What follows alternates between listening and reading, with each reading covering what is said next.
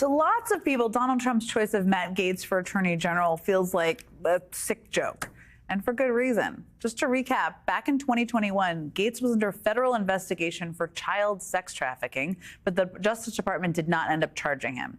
It did prompt the House Ethics Committee to open their own investigation into his alleged sexual misconduct and illicit drug use.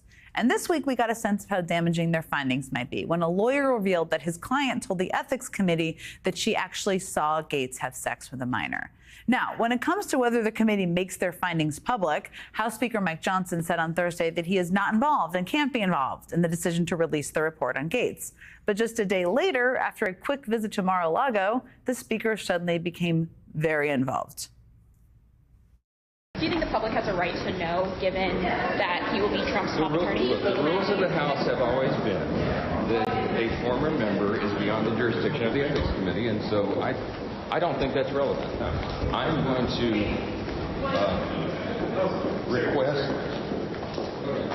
strongly request the Ethics Committee not to issue the report, because that is not the way we do things in the House, and I think that would be a terrible precedent. So to sum this all up, Trump has named an alleged sex trafficker to carry out the laws of this country as our next attorney general. And the Republican Speaker of the House says the American people have no right to know more about the allegations. According to Speaker Johnson, that kind of transparency, the release of a report, would be a terrible precedent. But as multiple outlets have reported, there is actually ample precedent to do exactly that. Now, joining me now is Andrew Weissmann, the former general counsel at the FBI and a senior member of special counsel Robert Mueller's team. Andrew, it's great to see you. I just want to start. I mean, there's a lot of focus on this report and what it might do. There is ample precedent for the release of this. But if it's released, or if people get access to it in some way, what kind of details have the potential to be in there that are beyond what we already know? So I think there's sort of two things to focus on. One is what may or may not be in the report. And we simply do not know. And obviously, the public has a right to know that in connection with somebody who would be the Attorney General of the United States. Remember, there's no right to be the Attorney General of the United States any more than there is a right to be President of the United States or to sit on the Supreme Court. So transparency is in order so people have the information. But even if it turns out at the end of the day there is transparency, and let's assume there's nothing there, that there are responses to this, and there's reasons that he wasn't charged, there's still the issue of just competence of should this person be in a position which, as the senator-elect said, is such a serious position. So there are really two things to keep one's eye on. One is this potentially explosive and disqualifying event, but there's already something we know, which is from a competence point of view, this is not somebody who you want sitting in that position. I think the competence thing is the most important thing, which is why I started the show that way as well. I would want to ask you one more technical thing, because you know the answers to all these technical things. I mean, Gaetz was under a federal investigation until 2023, and this week there weren't charges filed, but his spokesperson released a statement saying, quote, Merrick Garland's DOJ cleared Matt Gaetz and didn't charge him. And I just want to be clear here. Declining to bring charges is not the same as clearing. So can you just explain that for people who are trying to understand the lingo? Sure. So there are lots of reasons that you would not bring a criminal case. Now, just to be clear, you could not bring a criminal case because you think the person's actually innocent, in which case it would be clearing.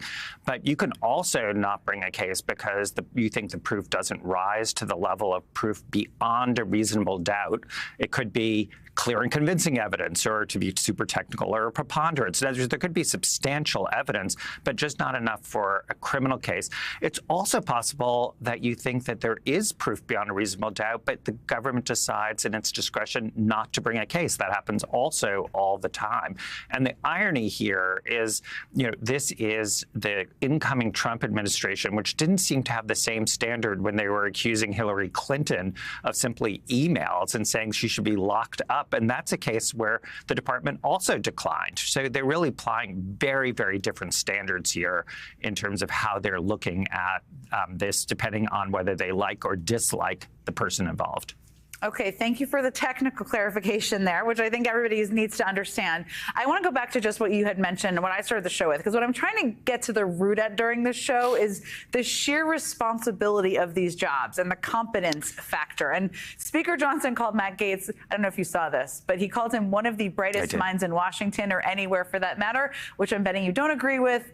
But talk to me a little bit about, and to our audience most importantly, about what are the sheer responsibilities of the Attorney General and how, if you can, does that role impact people's actual lives? So, it's easy in the abstract to say, I'm anti-government, I'm anti-bureaucracy, but let's just focus on what the Department of Justice does for people.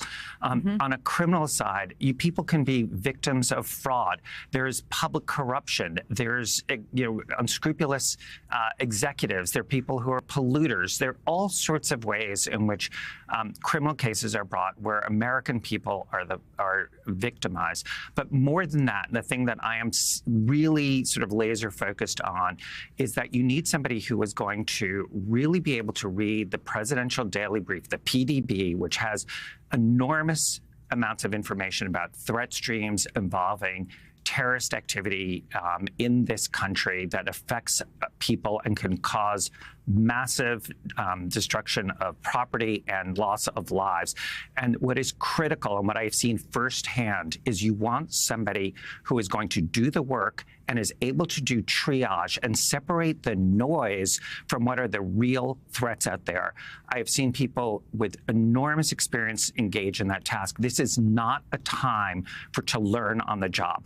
And that really goes to our fundamental safety. I mean, to me, that is why the things that you're talking about here in terms of the Attorney General, the DNI, the DOD, those are critical positions for the American safety.